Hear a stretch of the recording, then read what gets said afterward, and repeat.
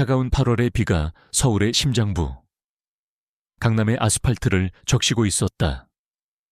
회색빛 하늘은 도시의 화려한 넌사인을 무겁게 짓눌렀고 사람들은 저마다의 목적지를 향해 발걸음을 재촉했다.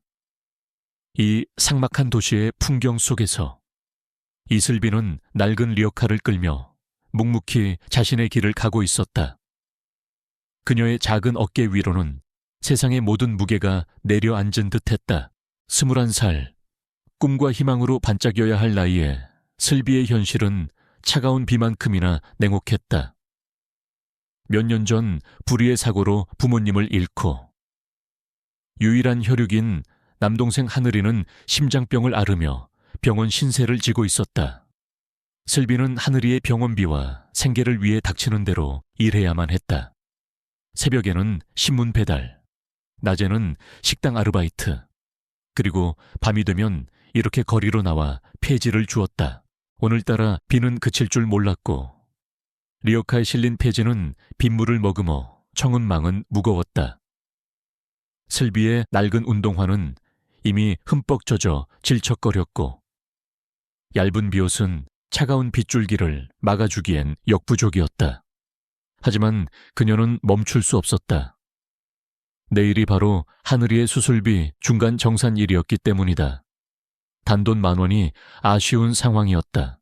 조금만 더 이 골목만 돌면 고물상이니까 스스로를 다독이며 슬비는 젖 먹던 힘까지 짜내 리어카를 밀었다.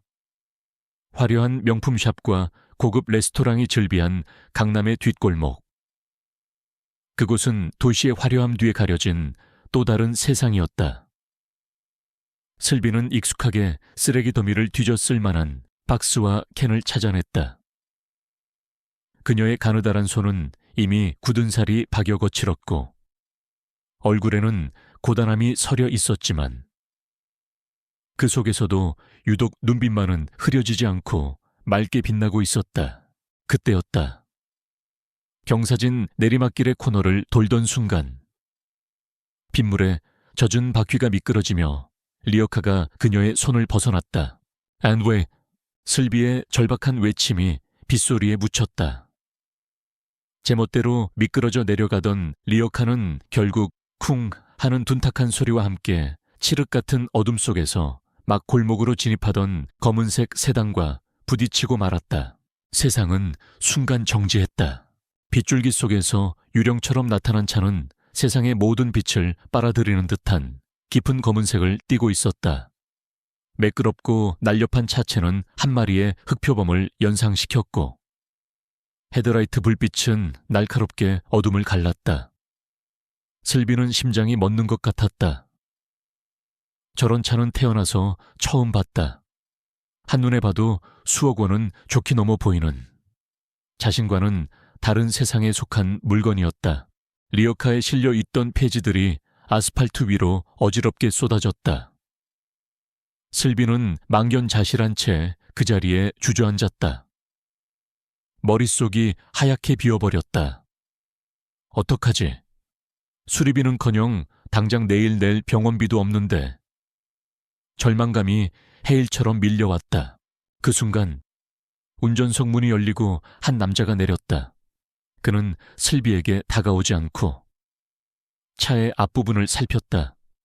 그의 옆에는 검은 우산을 든 비서로 보이는 또 다른 남자가 재빨리 따라붙었다.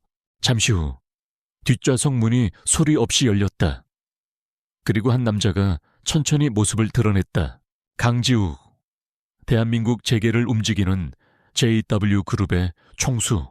그는 비서가 받쳐든 거대한 검은 우산 아래로 걸어 나왔다. 최고급 원단으로 제작된 맞춤 정장은 한치의 흐트러짐도 없었고 차가운 도시의 공기처럼 냉정한 분위기를 풍겼다. 그의 날카로운 턱선과 오뚝한 콧날, 그리고 깊이를 알 수 없는 검은 눈동자는 비현실적으로 완벽한 조각상 같았다. 그는 감정이라는 것이 존재하지 않는 사람처럼 보였다. 지욱은 쏟아진 폐지, 더미와 그 앞에 주저앉아 있는 초라한 행색의 소녀를 무감각하게 훑어보았다. 그의 세상에서는 결코 마주칠 일 없는, 존재조차 희미한 부류의 인간이었다. 운전기사가 허리를 굽신거리며 다가와 보고했다. 총재님, 죄송합니다. 갑자기 튀어나와서. 뇌어? 지우개의 낮은 목소리가 빗소리를 뚫고 울렸다. 그는 지갑에서 수표책을 꺼내 들었다. 이런 사소한 일에 시간을 낭비하고 싶지 않았다. 그는 언제나처럼 돈으로 모든 것을 해결해왔다. 그에게 돈은 가장 효율적이고 확실한 문제 해결 수단이었다. 그는 금액을 적지 않은 백지수표를 뜯어 슬비에게 건네려 했다. 이걸로 처리해. 그의 목소리에는 일말의 동정심도 관심도 담겨 있지 않았다. 그저 귀찮은 벌레를 쫓아내려는 듯한 무심함만이 가득했다. 하지만 슬비는 수표를 받지 않았다. 그녀는 쏟아진 페이지를 내려다보다가 천천히 고개를 들어 그를 정면으로 마주보았다. 흠뻑 젖은 머리카락이 뺨에 달라붙어 있었고 입술은 추위에 파랗게 질려 있었지만 그녀의 눈은 달랐다. 그 눈은 두려움에 떨지도 돈을 보고 탐욕에 번들거리지도 않았다. 그저 맑고 투명했다. 그 안에는 부서지지 않는 단단한 자존심과 자신의 잘못을 회피하지 않으려는 고든 의지가 담겨 있었다. 마치 깊은 숲속의 호수처럼 고요하지만 그 바닥을 함부로 짐작할 수 없는 눈빛이었다. 죄송합니다. 제가 부주의했어요. 차 수리비는 제가 어떻게든 변상하겠습니다. 떨리는 목소리였지만 말 한마디 한마디는 놀랍도록 단호했다. 지욱은 순간 할 말을 잃었다. 그의 인생에서 이런 반응은 처음이었다. 그의 돈을 거절한 사람. 그의 앞에서 주눅들지 않고 똑바로 눈을 마주친 사람. 그것도 이런 비참한 행사액을 한 소녀가 그의 얼음장 같던 세상에 미세한 균열이 가는 소리가 들렸다. 그는 여태껏 수많은 사람들을 만나왔다. 교활한 정치인, 탐욕스러운 사업가, 화려한 여배우들까지. 그들의 눈 속에서는 언제나 욕망과 계산이 번뜩였다. 하지만 이 소녀의 눈은 달랐다. 아무것도 바라지 않는, 그래서 무엇으로도 더럽힐 수 없는 순수함, 그리고 그 안에 숨겨진 강인함. 지욱은 자기도 모르게 그녀의 눈을 계속해서 들여다보았다. 춥고 어두운 빛 속에서, 초라한 쓰레기 더미 앞에서 그는 난생 처음으로 강렬한 이질감과 함께 기묘한 끌림을 느꼈다. 마치 흑백 세상에 홀로 피어난 한 송이 들꽃을 발견한 기분이었다. 변상 네가 이걸 어떻게 변상하겠다는 거지? 비웃음이 섞인 말이었지만 처음의 무관심과는 다른 무언가가 담겨 있었다. 그는 이 상황이 조금 흥미로워지기 시작했다. 슬비는 입술을 깨물었다. 그녀도 자신의 말이 얼마나 허무맹랑하게 들릴지 알고 있었다. 하지만 그렇다고 해서 자존심을 팔고 싶지는 않았다. 시간이 얼마나 걸리든 꼭 갚겠습니다. 연락처를 알려주세요.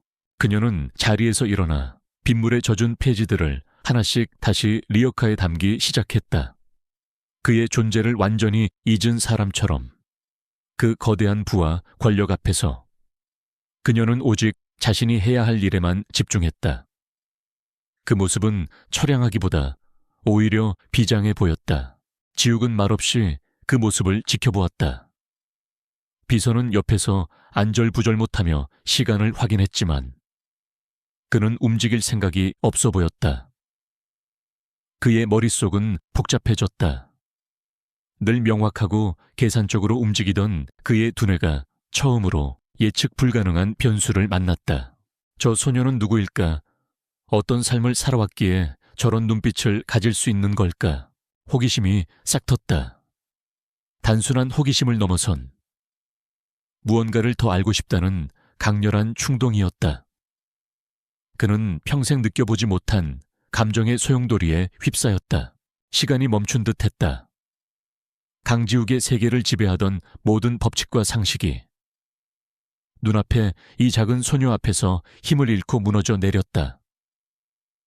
그의 발밑에서 단단해야 할 집안이 모래처럼 흘러내리는 기분이었다. 그는 언제나 세상의 정점에 서서 모든 것을 내려다보는데 익숙했다. 돈과 권력. 그 두 가지만 있으면 해결되지 않는 일은 없었다. 하지만 지금 그의 손에 들린 백지수표는 아무런 의미도 갖지 못한 채 차가운 빗물에 서서히 젖어 들어가고 있었다. 연락처를 알려주세요. 소녀의 목소리는 빗소리에 섞여 희미했지만 그 안에 담긴 의지는 강철처럼 단단했다. 그녀는 더 이상 지욱을 쳐다보지 않았다. 마치 그는 존재하지 않는 사람인 양. 흩어진 페이지들을 줍는 데에만 온 신경을 집중했다. 빗물에 젖어 축 늘어진 박스 조각, 찌그러진 알루미늄 캔 하나하나를 소중하게 다시 리어카에 담는 그 모습은 지욱이 지금껏 보아온 그 어떤 광경보다도 비현실적이었다. 그의 옆에 서 있던 김 비서는 안절부절 못했다. 그는 10년 넘게 강지욱을 보좌해왔다. 분노에 찬 총재, 냉혹한 결정을 내리는 총재, 상대를 무자비하게 짓밟는 총재의 모습은 익숙했다. 하지만 이렇게 당황하고 할 말을 잃은 총재의 모습은 난생 처음이었다.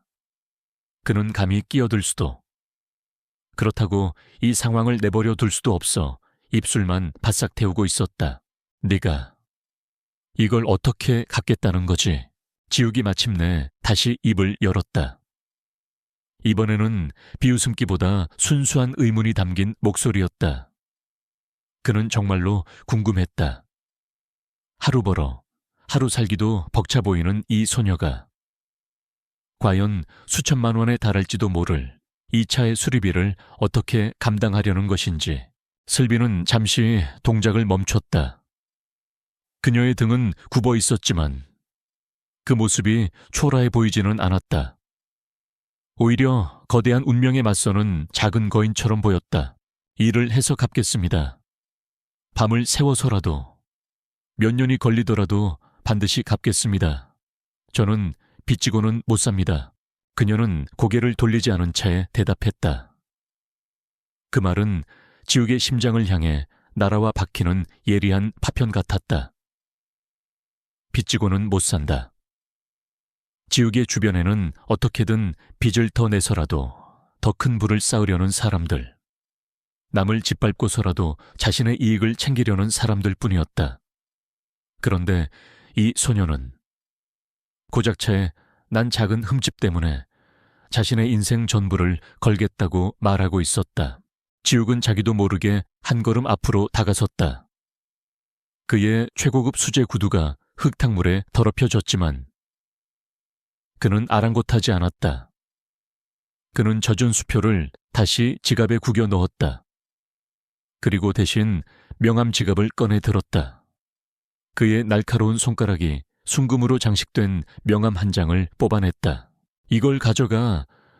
돈이 마련되면 이쪽으로 연락해. 그것은 그의 마지막 자존심이자 이 기묘한 만남을 이어가고 싶은 무의식적인 욕망의 발로였다. 이대로 그녀를 보내버리면 다시는 볼 수 없을 것 같다는 예감이 들었다. 이 비현실적인 소녀가 신기루처럼 사라져버릴 것만 같았다. 슬비는 마지막 페이지 조각을 리어카에 실은 후에야 그에게로 몸을 돌렸다. 그녀는 지욱의 손에 들린 명함을 잠시 바라보았다. 그리고는 말없이 다가와 그것을 받아 들었다. 그녀의 차갑고 거친 손가락이 그의 손끝에 스치는 순간 지욱은 마치 정의에 감전된 듯한 미세한 떨림을 느꼈다. 슬비는 명함을 젖은 주머니 속에 소중히 집어넣었다. 그리고는 허리를 깊이 숙였다. 감사합니다. 그리고 다시 한번 죄송합니다. 그 인사를 끝으로 그녀는 무거운 리어카의 손잡이를 다시 잡았다. 끼익 하는 마찰음과 함께 리어카는 다시 어두운 골목 저편으로 움직이기 시작했다. 지욱은 우산 아래에 서서 빗속으로 멀어져 가는 그녀의 작은 뒷모습이 완전히 사라질 때까지 시선을 떼지 못했다. 그녀가 사라진 골목은 다시 짙은 어둠과 빗소리만이 가득 찼다. 하지만 지욱의 머릿속에는 그녀의 맑고 단단한 눈빛이 선명하게 각인되어 지워지지 않았다. 공주님, 김비서의 조심스러운 부름에 지욱은 그제야 정신을 차렸다. 그는 아무 말 없이 차로 돌아가 뒷좌석에 몸을 실었다. 차 안은 숨막히는 정적이 흘렀다. 운전기사는 시동을 걸어야 할지 말아야 할지 몰라 백미러로 지욱의 눈치만 살폈다. 지욱은 창밖으로 빠르게 스쳐 지나가는 도시의 불빛을 멍하니 바라보았다. 그의 시선은 범퍼에 난 작은 흠집에 머물렀다. 평소 같았으면 당장 담당자를 해고하고도 남을 만큼 분노했어야 할 일이었다. 하지만 이상하게도 아무런 감흥이 없었다. 그 흠집은 마치 다른 세상의 일처럼 느껴졌다. 대신 그의 머릿속은 온통 그 소녀에 대한 생각으로 가득 차 있었다. 다음 날 JW그룹의 최고층에 위치한 총재실은 그 어느 때보다 팽팽한 긴장감이 감돌았다. 긴급 소집된 임원 회의에서 지욱은 평소답지 않게 집중하지 못했다. 수조 원이 오가는 중요한 인수합병 안건에 대한 보고가 이어졌지만 그의 귀에는 아무것도 들어오지 않았다. 그의 눈앞에는 어젯밤 빗속에서 폐지를 줍던 소녀의 모습만이 어른거렸다. 그만 지욱의 한마디에 회의실의 모든 소음이 거짓말처럼 멎었다. 보고를 하던 전략기획실장이 당황한 얼굴로 그를 쳐다보았다. 이따 다시 보고하도록. 오늘 회의는 여기까지. 그는 자리에서 일어나 회의실을 나가버렸다. 남겨진 임원들은 서로의 얼굴만 쳐다보며 영문을 모르겠다는 표정을 지었다. 강철 같은 집중력과 냉철한 판단력으로 유명한 총수가 도대체 왜 저러는 것인지 아무도 짐작조차 할 수 없었다. 총재실로 돌아온 지욱은 곧장 인터폰으로 김비서를 호출했다. 잠시 후 굳은 얼굴의 김비서가 들어와 그의 앞에 섰다. 그는 어젯밤 일에 대한 질책이 드디어 시작될 것이라 각오하고 있었다. 하지만 지욱의 입에서 나온 말은 그의 예상을 완전히 빗나갔다. 어제 그 여자. 지욱은 책상 위에 서류들을 무의미하게 뒤적이면서 나지막이 말했다. 그 전에 김비서는 순간 자신의 귀를 의심했다. 네, 누구를 말씀이십니까? 지욱이 고개를 들어 김비서를 똑바로 쳐다보았다. 그의 눈빛은 그 어느 때보다 진지했다. 어젯밤 내 채 부딪혔던 그 여자 이름, 나이, 사는 곳, 가족관계, 왜 그런 일을 하고 있었는지 그녀에 대한 모든 것을 알아내. 오늘 안으로. 그것은 명령이었다. 거부할 수 없는 JW그룹 총수의 단호한 명령. 김비서는 충격에 휩싸였다. 총수가 고작길에서 우연히 마주친 여자에게 이토록 집착하는 모습은 상상조차 해본 적이 없었다. 하지만 그는 프로였다. 그는 자신의 감정을 드러내지 않고 즉시 허리를 숙였다. 알겠습니다. 총재님. 김비서는 총재실을 나오자마자 자신의 팀을 총동원했다. JW그룹의 정보력은 국가기관에 버금갔다. 하지만 단서는 어젯밤의 장소와 시간, 그리고 폐지를 줍는 젊은 여자라는 막연한 정보뿐이었다. 수많은 CCTV 영상을 분석하고 주변 상인들을 탐문하는 등 대대적인 수색 작업이 시작되었다. 마치 거대한 도시 서울에서 바늘 하나를 찾는 것과 같은 일이었다. 시간이 흐를수록 김비서는 초조해졌다. 생각보다 수색은 쉽지 않았다. 그녀는 이 거대한 도시에 아무런 흔적도 남기지 않은 유령 같은 존재였다.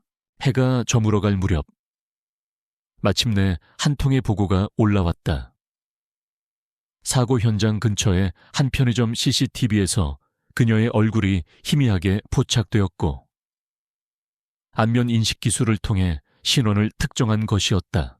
김 비서는 보고서를 들고 총재실의 문을 두드렸다. 지욱은 하루 종일 창밖을 바라보며 미동도 없이 앉아 있었다. 샤갔습니다. 지욱이 천천히 몸을 돌렸다. 김 비서는 그의 책상 위에 얇은 서류 파일을 올려놓았다. 파일의 표지에는 이슬비라는 이름과 함께 아르바이트 지원서에 붙어있던 낡은 증명사진이 인쇄되어 있었다. 사진 속의 그녀는 조금 앳되어 보였지만 지욱이 기억하는 그 맑고 강인한 눈빛은 그대로였다. 지욱은 말없이 파일의 첫 장을 넘겼다. 이름 이슬비, 나이 21세, 가족관계 부모 사망, 남동생 이하늘 17세, 특이사항 남동생, 확장성 심근병증으로 서울 JW 병원 입원 중, 막대한 수술비와 병원비 필요. 현재 거주지 관악구 신림동 옥탑방, 직업 복수, 새벽 신문 배달, 주간 식당 서빙, 야간 폐지 수거 등 한 줄 한 줄. 그녀의 고단한 삶이 건조한 텍스트로 기록되어 있었다. 지욱은 페이지를 넘길수록 숨이 막혀오는 것을 느꼈다. 그가 상상조차 해본 적 없는 밑바닥의 삶. 그 처절한 현실 속에서도 꺾이지 않았던 그녀의 자존심. 그는 그제야 모든 것을 이해했다.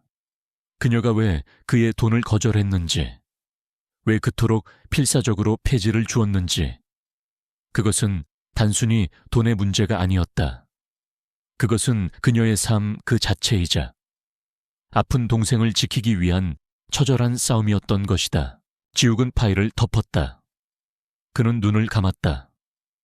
그의 얼음 같던 심장에 선명한 균열이 생겨나고 있었다. 그 틈으로 지금껏 느껴보지 못했던 뜨거운 무언가가 흘러 들어오는 것 같았다. 그것은 동정이 아니었다.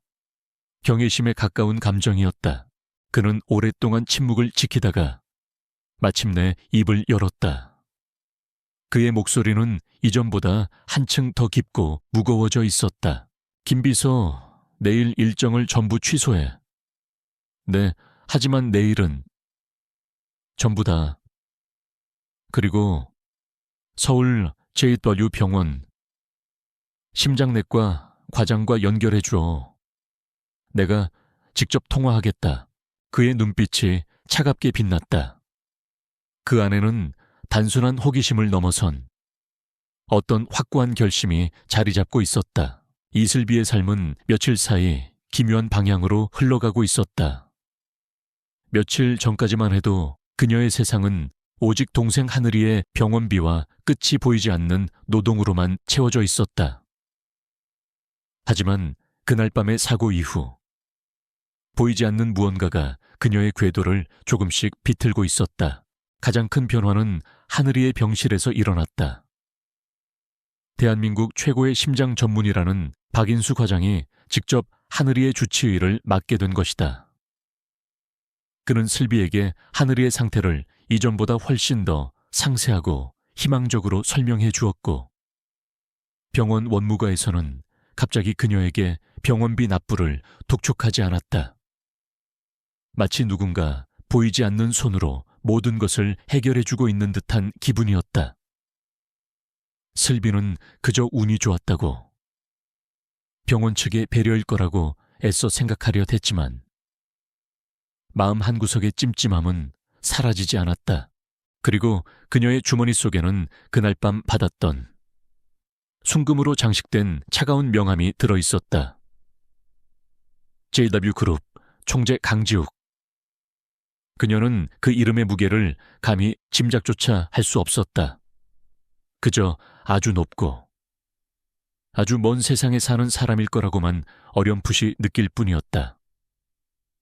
그녀는 매일 밤 그 명함을 꺼내보며 고민했다. 연락을 해야 할까? 하지만 무슨 수로 그 엄청난 돈을 갚는단 말인가? 그녀의 한 달 수입을 전부 모아도 그의 채 난 흠집의 이자조차 감당할 수 없을 터였다. 결국 그녀는 명함을 다시 깊숙이 넣어두었다.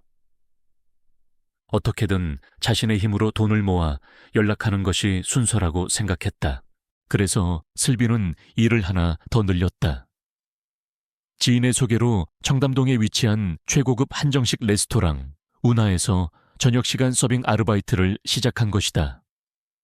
시급이 다른 곳의 2배에 달했지만 그만큼 요구하는 것도 많고 분위기도 낯설었다.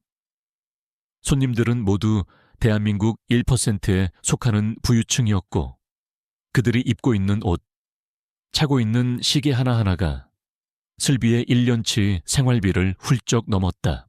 슬비는 주눅 들지 않으려 애쓰며 묵묵히 자신의 일을 했다. 단정한 유니폼을 입고 머리를 깔끔하게 빗어 넘긴 그녀는 폐지를 줍던 초라한 모습과는 사뭇 달랐다. 고단함에 지친 얼굴이었지만 그 속에서도 특유의 맑은 눈빛과 단아한 분위기는 숨겨지지 않았다.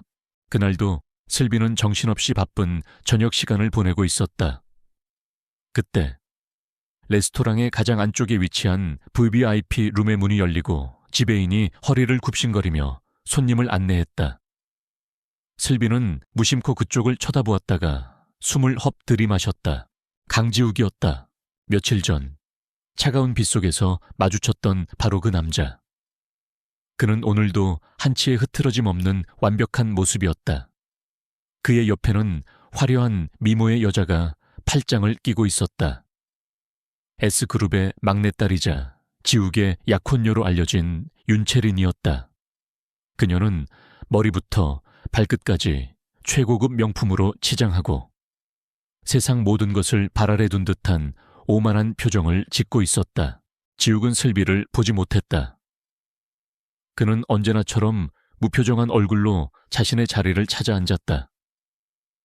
하지만 슬비의 심장은 통제불능 상태로 미친 듯이 뛰기 시작했다. 하필이면 이곳에서 이렇게 다시 마주치다니. 그녀는 자기도 모르게 몸을 숨기려 했지만 곧이어 지배인의 목소리가 그녀를 붙잡았다. 이슬비 씨, 저쪽 1번 방 서빙 담당이지. 어서 들어가서 주문받아. 도망칠 곳은 없었다. 슬비는 깊게 심호흡을 하고 떨리는 손으로 주문판을 든 채 VIP 룸으로 향했다. 문을 열고 들어서는 순간 방 안에 모든 시선이 그녀에게로 쏠렸다. 무엇을 주문하시겠습니까? 그녀는 애써 아무렇지 않은 척 최대한 사무적인 목소리로 말했다. 하지만 그녀의 시선은 차마 강지욱을 향하지 못하고 테이블 끝에 머물렀다. 지욱은 메뉴판을 보고 있다가 익숙하면서도 낯선 목소리에 고개를 들었다. 그리고 그의 눈이 서서히 커졌다. 그의 포커페이스에 처음으로 균열이 가는 순간이었다. 이슬비, 그녀가 왜 여기에? 단정하게 유니폼을 입은 모습은 빗속에서 봤던 모습과는 전혀 달랐지만 그는 한눈에 그녀를 알아봤다. 그 맑고 고든 눈빛은 결코 잊을 수 없었다. 그의 심장이 예고 없이 쿵 하고 내려앉았다. 그의 미세한 변화를 가장 먼저 알아차린 것은 약혼 여인 윤채린이었다. 그녀는 지욱의 시선이 웬 여종업원에게 고정되어 있는 것을 보고 미간을 찌푸렸다. 그녀는 본능적으로 불쾌감을 느꼈다. 감히 강지욱의 시선을 사로잡는 여자가 있다니. 그것도 이런 하찮은 종업원이 뭘 그렇게 쳐다봐. 빨리 주문이나 받지 않고. 채린의 날카로운 목소리가 방 안의 정적을 깼다. 슬비는 움찔하며 고개를 숙였다. 지욱은 그제야 정신을 차리고 메뉴판으로 시선을 돌렸다. 하지만 그의 모든 신경은 슬비에게로 향해 있었다. 그녀가 왜 이런 곳에서 일을 하는 걸까? 동생의 병원비 때문이겠지. 보고서에 적혀 있던 그녀의 고단한 삶이 다시금 그의 머릿속을 스쳐 지나갔다. 가슴 한구석이 아릿하게 저려왔다. 주문이 끝나고 슬비는 거의 도망치듯 방을 빠져나왔다.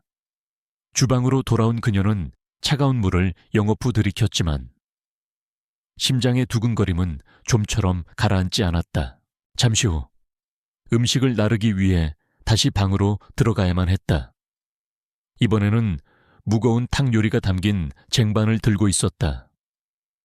그녀는 최대한 침착하게 지우개 테이블로 다가가 조심스럽게 탕 그릇을 내려놓았다.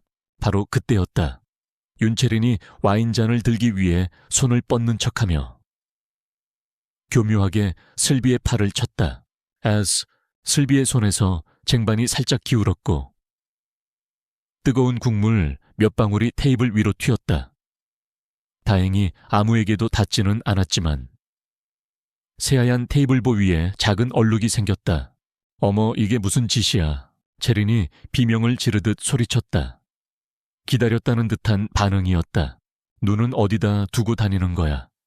이 비싼 옷에 국물이라도 튀었으면 어쩔 뻔했어.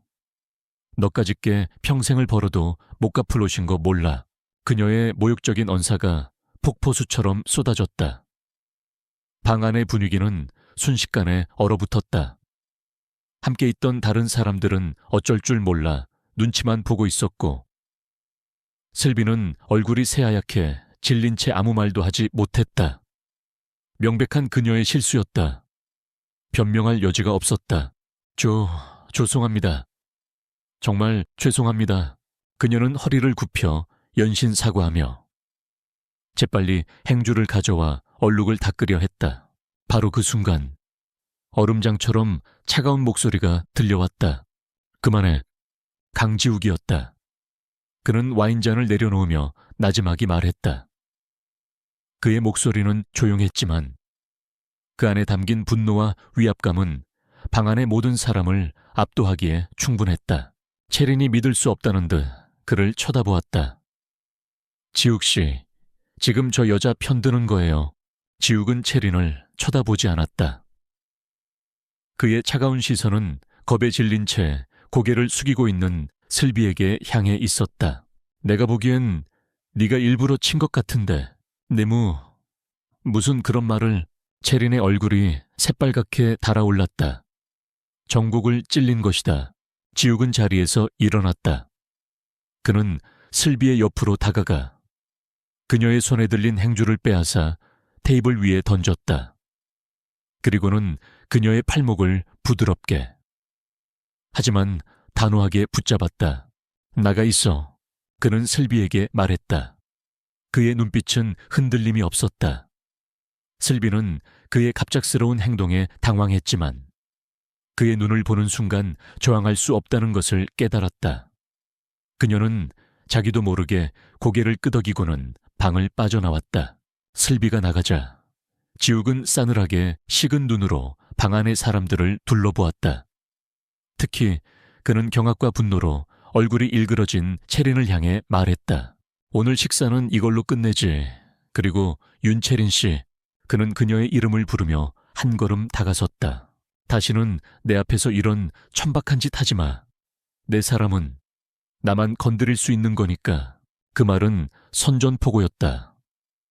그의 눈빛은 내 사람이라는 단어를 말할 때 유독 서늘하게 빛났다. 채린은 온몸의 피가 싸늘하게 식는 것을 느꼈다. 그녀는 강지욱이라는 남자를 너무나 잘 알았다. 그는 결코 빈말을 하는 사람이 아니었다. 지욱은 더 이상 아무 말 없이 방을 나섰다. 남겨진 사람들은 숨도 제대로 쉬지 못했다. 윤채리는 부들부들 떨리는 손으로 와인잔을 집어 들었다가 그대로 바닥에 내동댕이 쳐버렸다. 값비싼 크리스털 잔이 산산조각 났다. 그녀의 아름다운 얼굴은 질투와 증오로 끔찍하게 일그러져 있었다. 강지욱은 분노로 얼어붙은 VVIP 룸을 뒤로하고 레스토랑 복도로 나섰다. 그의 머릿속은 오직 한 가지 생각뿐이었다. 이슬비, 그녀는 괜찮을까? 그는 레스토랑을 빠져나가는 동안 직원들이 겁에 질려 허리를 굽히는 것도, 방금 전까지 함께 있던 사업 파트너들이 어색하게 따라 나오는 것도 전혀 신경 쓰지 않았다. 그는 레스토랑 밖, 가로등 불빛이 희미하게 비치는 후문 근처에서 그녀를 발견했다. 슬비는 벽에 기댄 채 멍하니 서 있었다. 그녀의 얼굴은 여전히 창백했고 가늘게 떨리는 어깨는 그녀가 느꼈을 충격과 모멸감을 고스란히 보여주고 있었다. 지욱은 자신도 모르게 발걸음을 멈췄다. 무슨 말을 해야 할까?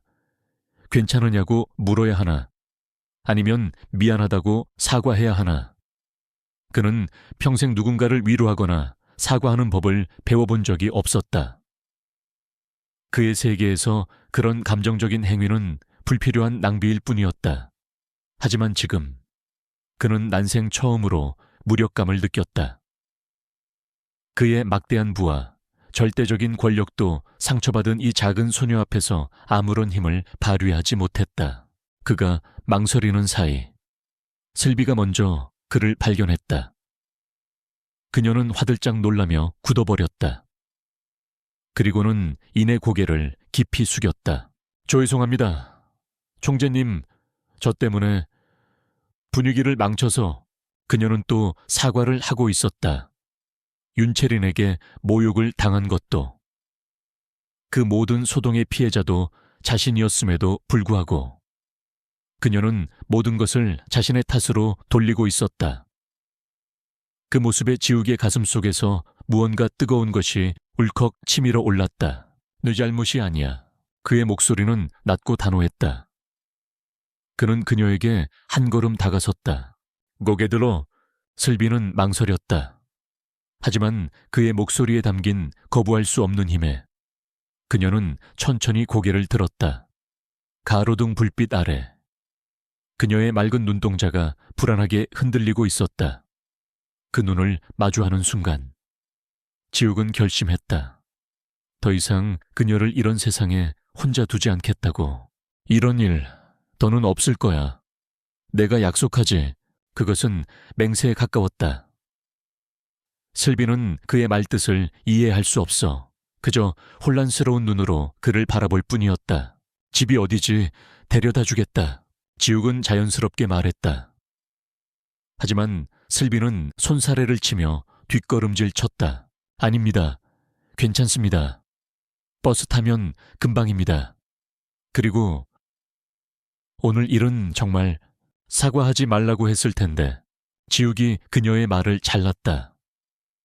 그의 눈빛은 여전히 강렬했지만 그 안에는 희미한 온기가 담겨 있었다. 슬비는 더 이상 아무 말도 하지 못하고 입술만 깨물었다. 결국 그날 밤 지욱은 멀리서 슬비가 무사히 버스를 타고 떠나는 것을 지켜본 후에야 자신의 채에 올랐다. 채에 오르자마자 그는 김 비서에게 전화를 걸었다. 이슬비 씨가 일하는 레스토랑.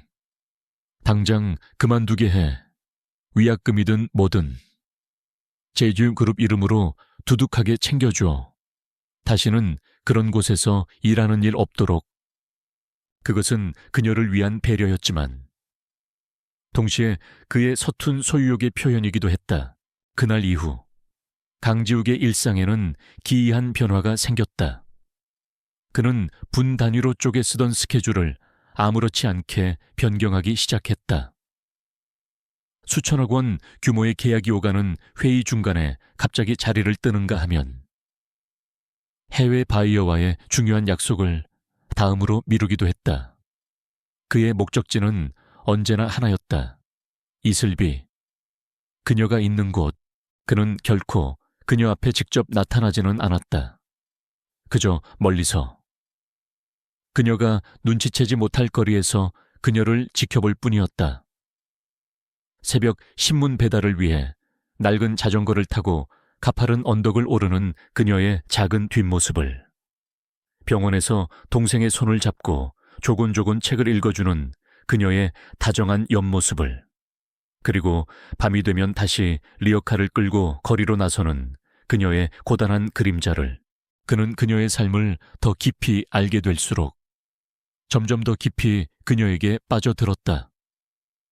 그녀는 그가 아는 그 어떤 여자와도 달랐다. 그녀는 연약했지만 부서지지 않았고, 가난했지만 비굴하지 않았다. 절망적인 현실 속에서도 그녀는 자신만의 방식으로 꿋꿋하게 빛나고 있었다. 지욱은 그 빛에 매료되었다.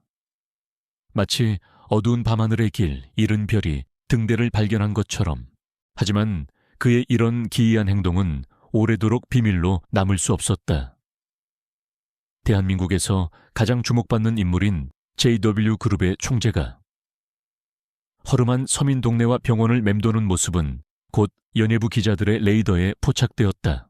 처음에는 작은 인터넷 신문사에서 재벌 총수 K씨의 은밀한 사생활이라는 제목의 익명 기사가 터져 나왔다. 기사는 곧 일파만파로 퍼져나갔고 사람들의 상상력은 걷잡을 수 없이 부풀어 올랐다. 그리고 며칠 후 한 파파라치 전문 매체에서 결정적인 사진 한 장을 공개했다. 병원 로비에서 음료수 캔을 손에 든 채 병실 쪽을 애틋하게 바라보고 있는 강지욱의 옆모습, 그리고 같은 날 같은 병원에서 동생을 간호하고 나오는 이슬비의 모습. 세상은 발칵 뒤집혔다. JW그룹 강지욱 총재, 쓰레기 줍는 소녀와 열애설, 현대판 신데렐라 스토리, 혹은 치밀하게 계획된 접근, 온갖 자극적인 제목의 기사들이 신문과 방송을 도배하기 시작했다. 이슬비의 신상은 순식간에 털렸고 그녀의 가난한 환경과 아픈 동생의 이야기까지 적나라하게 공개되었다. 여론은 극명하게 갈렸다. 동화 같은 사랑 이야기라며 응원하는 사람들도 있었지만 대부분은 그녀를 신분 상승을 노리는 꽃뱀이라며 비난했다. 윤채린과의 약혼 사실까지 다시 수면 위로 떠오르면서 상황은 걷잡을 수 없이 악화되었다. 스캔들이 터진 바로 다음 날, 지욱은 아버지인 강만철 회장에게 호출되었다. JW그룹의 창업주이자 여전히 마쿠에서 절대적인 영향력을 행사하는 그는 호랑이 같은 성품으로 유명했다. 회장실의 무거운 문이 열리자 싸늘한 공기가 지욱을 덮쳤다. 강 회장은 거대한 책상 뒤에 앉아 신문을 읽고 있었다.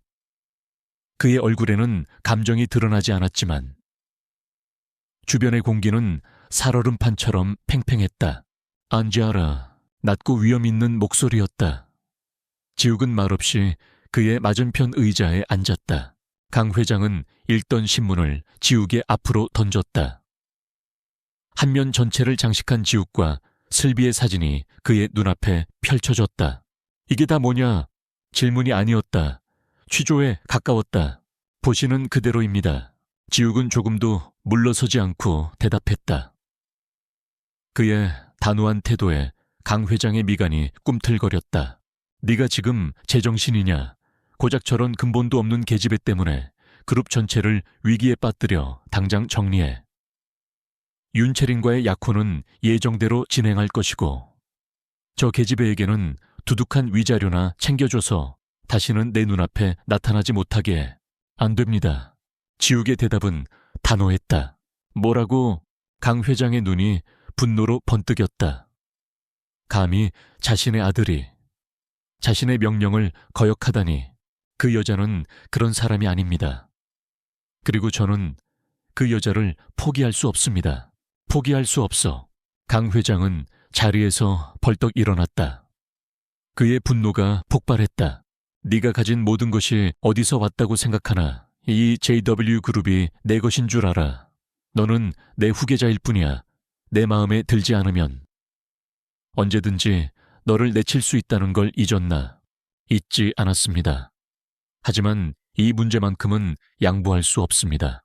아버지와 아들의 시선이 허공에서 불꽃처럼 부딪혔다. 한평생 아버지의 그림자 아래서 그의 기대를 충족시키기 위해 살아왔던 지욱이 처음으로 자신의 의지를 내세우며 정면으로 맞서는 순간이었다. 가족의 반대뿐만이 아니었다. JW그룹의 이사회 역시 긴급 소집되었다. 총수의 스캔들로 인해 그룹의 주가는 연일 폭락하고 있었고 기업 이미지는 바닥으로 추락했다. 이사들은 지욱에게 즉각적인 해결을 촉구하며 그를 압박했다. 강지욱은 사방이 벽으로 둘러싸인 기분이었다. 가족, 회사, 세상의 편견이라는 거대한 벽. 그는 태어나서 처음으로 자신의 힘으로 어찌할 수 없는 거대한 장벽과 마주했다.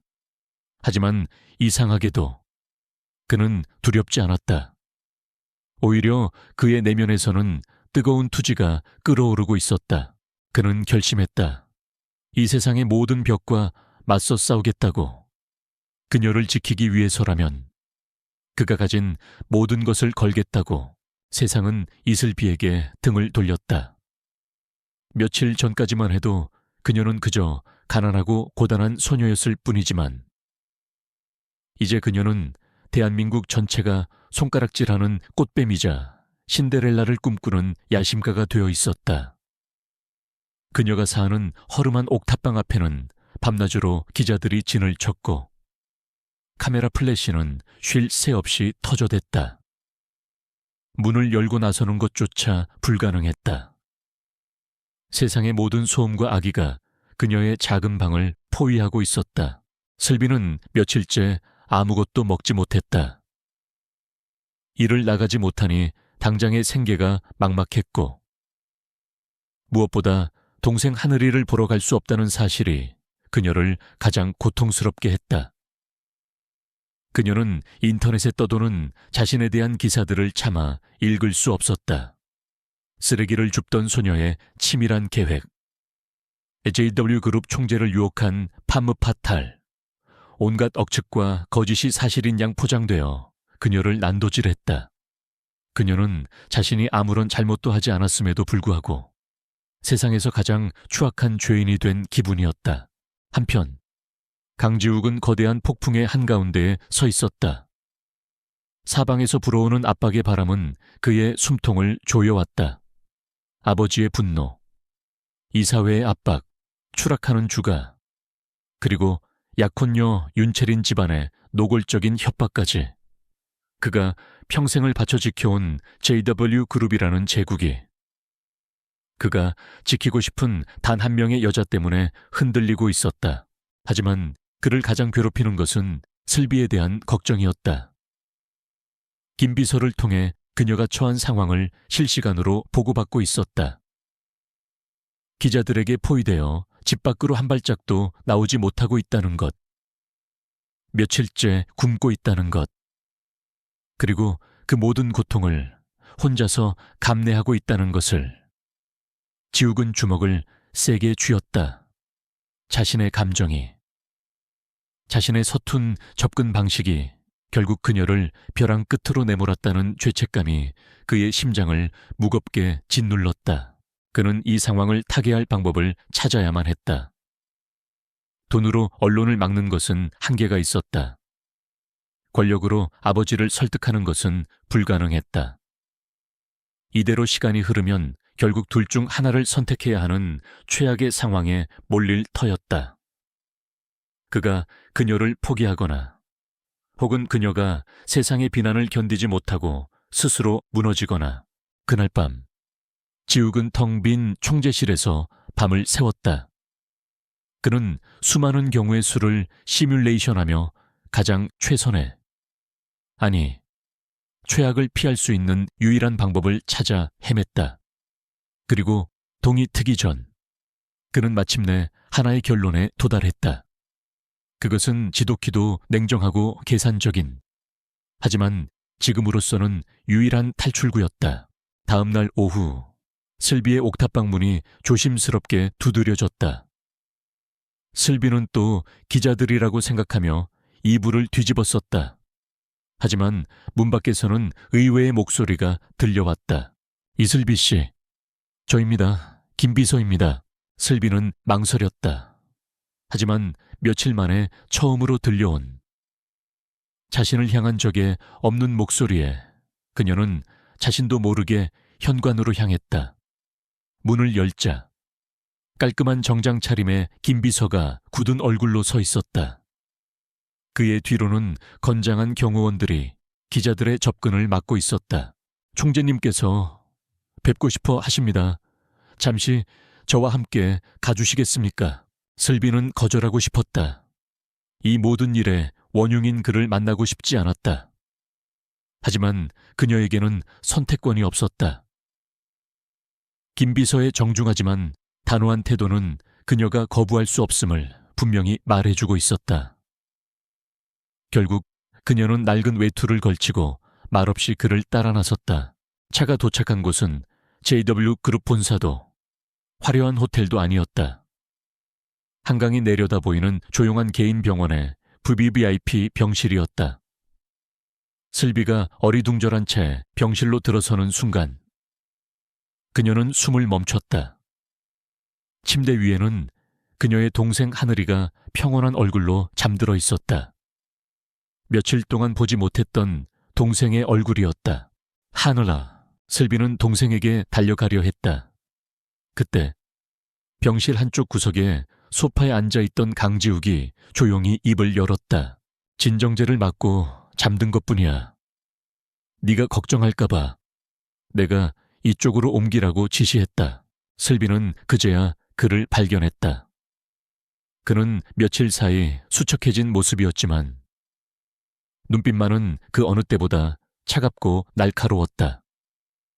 슬비는 분노와 혼란, 그리고 동생을 보고 싶은 마음에 어찌할 바를 몰랐다. 도대체 왜 이런 짓을 하시는 거예요? 그녀의 목소리가 가늘게 떨렸다. 지욱은 자리에서 일어나 그녀에게 다가왔다. 그는 하늘이의 침대 옆에 멈춰 서서 잠든 아이의 얼굴을 잠시 내려다보았다. 그리고는 다시 슬비를 향해 몸을 돌렸다. 거래를 하러 왔다. 쪼레라뇨. 지금 상황이 어떤지 너도 잘 알겠지. 언론, 우리 가족, 회사, 그리고 세상 사람들까지 모두가 우리 사이를 갈라놓으려 하고 있어. 이대로 가면 너나 나, 둘 중 하나는 부서지게 될 거야. 아니, 아마 둘 다겠지. 그의 목소리는 얼음처럼 차가웠다. 그는 더 이상 그녀에게 온기를 보여주지 않았다. 그래서 제안을 하나 하지. 나와 계약 연애를 하는 거야. 슬비는 자신의 귀를 의심했다. 네, 계약 연애요. 그래, 대외적으로 너는 내 공식적인 연인이 되는 거다. 내가 사랑하는 여자로서 내 옆에 서는 거지. 그렇게 되면 아무도 널 함부로 건드리지 못해. 언론도, 내 가족도.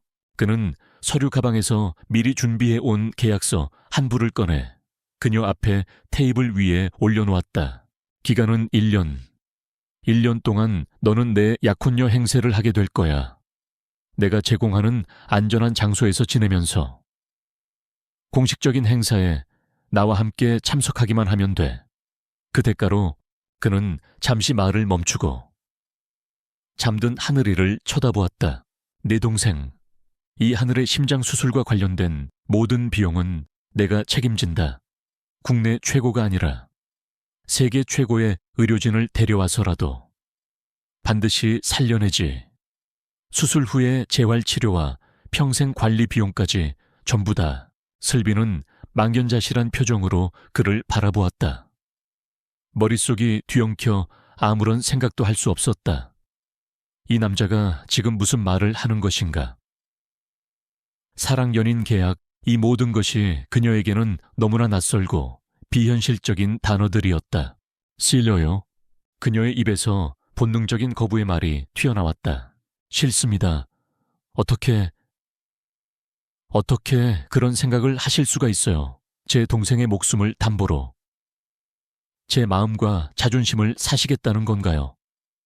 당신도 결국 다른 사람들과 똑같군요. 돈이면 뭐든지 다 된다고 생각하는. 그녀의 눈에 눈물이 차올랐다. 실망감과 배신감, 그리고 깊은 모멸감이 그녀의 온몸을 휘감았다. 하지만 지욱의 표정에는 아무런 변화도 없었다.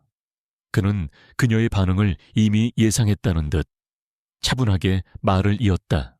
자존심, 지금 내게 그런 걸 챙길 여유가 있나? 그의 말이 비수처럼 날아와 슬비의 가슴에 박혔다. 나와 함께라면. 내 동생은 당장 내일이라도 세계 최고의 의사에게 수술을 받을 수 있어. 하지만 네가 거절한다면 너는 다시 그 지옥 같은 현실로 돌아가야겠지. 언제 마련할 수 있을지도 모르는 수술비를 위해 폐지를 줍고 식당에서 서빙을 하면서 말이야. 하루하루 내 동생이 살아날 확률은 희박해져 갈 거고 그것은 협박이 아니었다. 지독할 정도로 잔인한 현실이었다. 이건 네 자존심에 대한 문제가 아니야. 네 동생의 목숨에 대한 문제다. 슬비는 온몸의 힘이 빠져나가는 것을 느끼며 주저앉을 뻔했다. 그의 말이 옳았다. 자신의 하찮은 자존심 때문에 하늘이의 유일한 희망을 저버릴 수는 없었다. 그녀는 잠든 동생의 얼굴을 바라보았다. 창백하지만 평온한 얼굴. 세상에서 그녀가 가장 사랑하고 목숨을 걸고 지켜야만 하는 유일한 존재. 결국 그녀의 단단했던 자존심이 무너져 내렸다. 뜨거운 눈물이 뺨을 타고 흘러내렸다. 그녀는 떨리는 손으로 테이블 위에 계약서를 집어들었다. 그녀의 미래를, 그녀의 영혼을 파는 계약서였다. 알겠습니다. 모기만 한 목소리가 그녀의 입에서 흘러나왔다. 당신의 제안 받아들이겠어요. 그 대답을 끝으로 슬비는 결국 참았던 울음을 터뜨리고 말았다. 그녀의 서러운 울음소리가 고요한 병실을 가득 메웠다.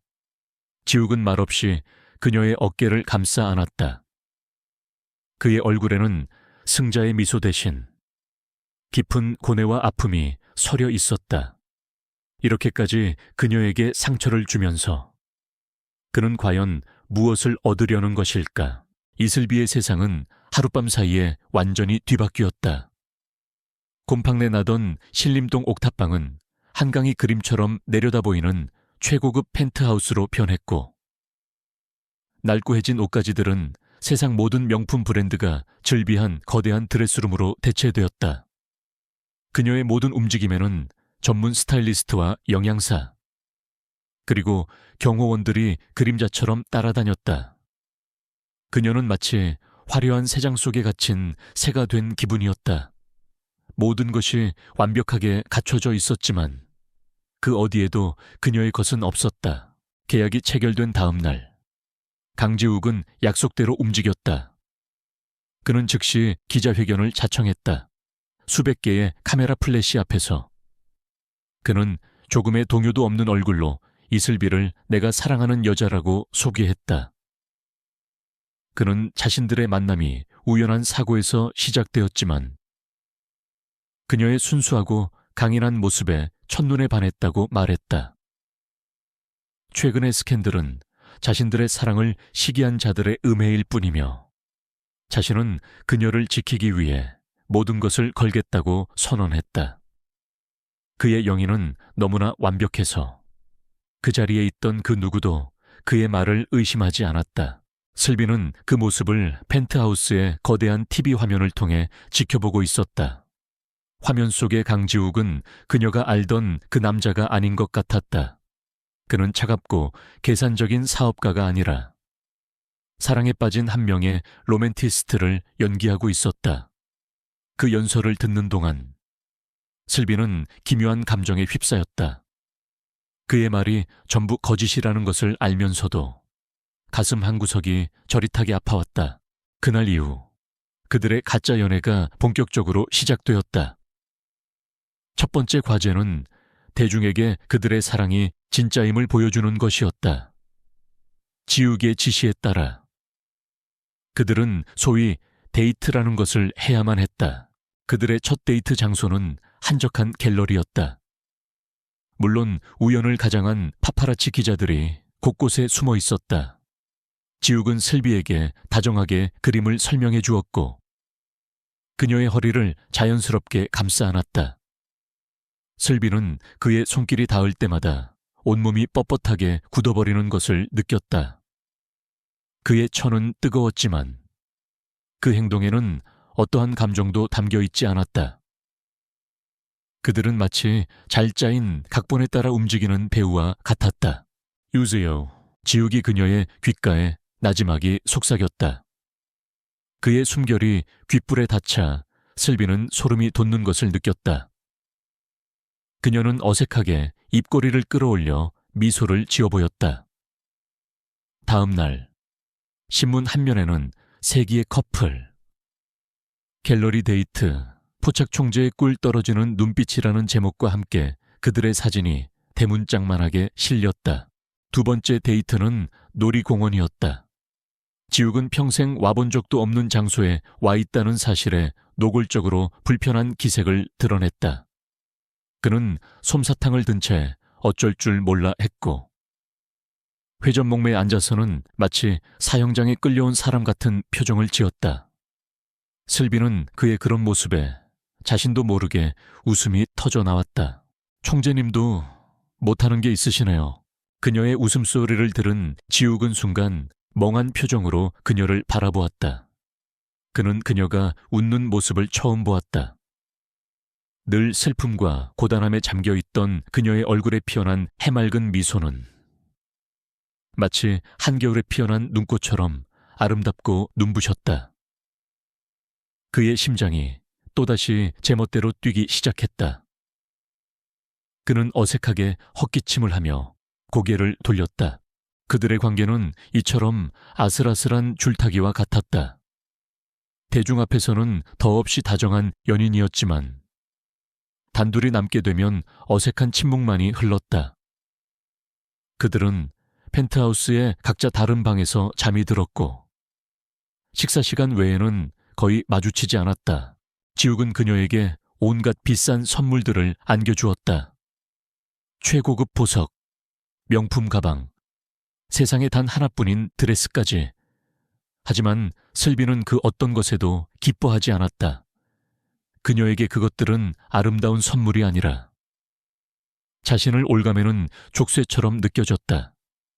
그녀는 그저 동생 하늘이가 하루빨리 수술을 받고 건강해지기만을 바랄 뿐이었다. 하늘이의 수술은 세계 최고로 손꼽히는 독일의 의료팀이 집도하기로 결정되었다.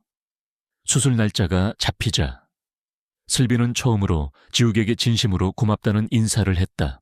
정말 감사합니다. 이 은혜는 평생 잊지 않겠습니다. 그녀는 그의 앞에서 깊이 허리를 숙였다. 지욱은 그런 그녀의 모습에 가슴이 답답해지는 것을 느꼈다. 그는 그녀에게 은인이 아니라 다른 존재가 되고 싶었다. 하지만 그는 그 감정의 정체를 알지 못했고 어떻게 표현해야 하는지도 몰랐다. 내 동생이 아니라 내 동생이 될 수도 있는 아이니까 당연한 일이야. 그는 또다시 무심하고 차가운 말로 자신의 진심을 감춰버렸다. 시간이 흐를수록 그들의 가짜 연애는 점점 더 진짜처럼 보이기 시작했다. 대중은 그들의 사랑 이야기에 열광했고 AW 그룹의 주가도 서서히 안정을 되찾았다. 강 회장의 반대도 예전만큼 거세지는 않았다. 모든 것이 지욱이 계획한 대로 순조롭게 흘러가는 듯했다. 하지만 정작 그들 자신은 점점 더 깊은 혼란 속으로 빠져들고 있었다. 슬비는 지욱이라는 남자에 대해 조금씩 알아가기 시작했다. 그는 겉으로는 차갑고 무자비해 보였지만 사실은 지독할 정도로 외로운 사람이었다. 그는 단 한 번도 누군가에게 진심으로 기대거나 위로받아 본 적이 없었다. 그의 세상에는 오직 책임과 의무만이 존재할 뿐이었다. 어느 날 밤, 악몽을 꾸다 깬 지욱이 서재에서 홀로 술을 마시는 모습을 본 이후로 슬비는 더 이상 그를 마냥 어렵고 무서운 사람으로만 생각할 수 없게 되었다. 그녀는 자신도 모르게 그에게 연민을 느끼기 시작했다. 지욱 역시 마찬가지였다. 그는 슬비와 함께 있는 시간이 길어질수록 그녀의 진정한 가치를 깨닫게 되었다. 그녀는 겉모습은 연약했지만 그 누구보다 강한 내면을 가지고 있었다. 그녀는 지욱이 제공하는 부와 명예에 조금도 흔들리지 않았고 언제나 자신의 본질을 잃지 않았다. 그녀는 텅 비어 있던 그의 삶의 처음으로 사람의 온기라는 것을 느끼게 해주었다. 그는 점점 더 그녀에게 진짜 감정을 느끼는 자신을 발견하고 당황했다. 이것은 계약일 뿐이라고, 비즈니스일 뿐이라고 수없이 되뇌었지만 그의 심장은 이성의 통제를 벗어나고 있었다. 그들의 감정이 미묘하게 교차하던 어느 날 밤, JW 그룹 창립 기념 파티가 열렸다. 그날은 그들이 공식적인 약혼자로서 처음으로 사교계에 데뷔하는 날이기도 했다. 슬비는 유명 디자이너가 특별 제작한 우아한 은빛 드레스를 입고 수억 원짜리 다이아몬드 목걸이를 한 채 지욱의 옆에 섰다. 그녀는 동화 속에서 막 튀어나온 공주님처럼 아름다웠지만 얼굴에는 긴장한 기색이 역력했다. 괜찮아. 그냥 내 옆에 서 있기만 하면 돼. 지욱이 그녀의 손을 잡으며 나지막이 말했다. 그의 손은 크고 따뜻했다. 슬비는 그 온기에 잠시나마 불안감을 잊을 수 있었다. 파티장에 들어서는 순간 모든 사람들의 시선이 그들에게로 쏠렸다. 감탄과 시기, 질투가 뒤섞인 수많은 눈빛들이 그들을 향했다. 특히 윤채리는 증오에 찬 눈으로 슬비를 쏘아보고 있었다. 그날 밤 슬비는 완벽하게 자신의 역할을 수행해냈다. 그녀는 어색했지만 우아한 미소를 잃지 않았고 지욱의 옆에서 조용히 그의 그림자 역할을 했다. 파티가 끝나고 펜트하우스로 돌아오는 차 안. 둘 사이에는 무거운 침묵이 흘렀다. 힘들었지. 지욱이 먼저 침묵을 깼다. 조금요. 슬비는 솔직하게 대답했다. 그녀는 화려한 드레스와 보석의 무게보다 사람들의 시선과 가식적인 미소의 무게가 훨씬 더 무겁게 느껴졌다. 펜트하우스에 도착한 후 슬비는 곧장 자신의 방으로 들어가려 했다. 그때 지욱이 그녀를 불러 세웠다. 잠깐만. 그는 그녀의 뒤로 다가가 그녀의 목에 걸린 다이아몬드 목걸이를 풀어주었다. 그의 차가운 손가락이 그녀의 목덜미에 스치는 순간 슬비는 온몸에 전율이 흐르는 것을 느꼈다. 이런 건 너한테 어울리지 않아. 그는 목걸이를 테이블 위에 아무렇게나 던져두었다. 그리고는 그녀의 어깨를 부드럽게 감싸 자신을 마주보게 했다. 둘의 거리는 숨결이 느껴질 만큼 가까웠다.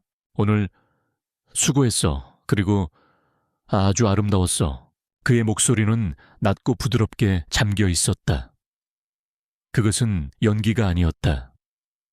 그의 눈빛 속에는 지금껏 본 적 없는 깊고 진한 감정이 담겨 있었다. 슬비는 그의 눈을 피할 수 없었다. 그녀의 심장이 금방이라도 터져버릴 것처럼 세차게 뛰기 시작했다. 가짜와 진짜의 경계가 허물어지는 순간이었다. 그들은 서로의 눈 속에서 길을 잃었다. 계약으로 시작된 관계는 이제 그 누구도 예측할 수 없는 방향으로 흘러가고 있었다.